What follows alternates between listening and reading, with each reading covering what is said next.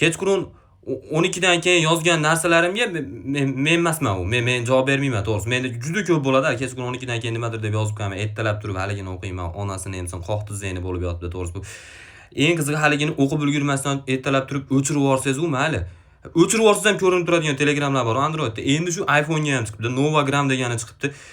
O'chirib yuborsangiz ham ko'rinib turar ekanda. Endi qo'shimcha yaxshi funksiyalari bor ekan. Misol, mashinalarda umriga zomin bo'ladigan funksiyalari bor ekan. Haligi APK fayl tasha olmaydigan qilib qo'ysangiz bo'lar ekan. Chet el nomeridan yoza olmaydigan qilib qo'ysangiz bo'lar ekan. Keyin haligi ovozidan uyatib голосовойda o'rniga ko'p narsa yozib yuboradiganlar bor. Ovoz ham qanaqa haligi qaysidir qo'shiqda aytib qo'ysa, uni siz eshitib qolsangiz, muzikaga bo'lgan qiziqishingiz tushib ketadi.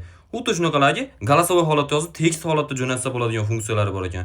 Chet el tilda yozsa, avtomatik perevod bo'lar ekan. Har bir chatga parol qo'ysa bo'lar ekan. Buni nima plyusi bor? Haligi Uski Crud gruppasi bor, 3 kishi bor. 4-odam ko'rib qolsa, haligi 3 kishi qamalib ketishga to'g'ri keladigan gruppa. Shunga alohida parol qo'ysa bo'lar ekan.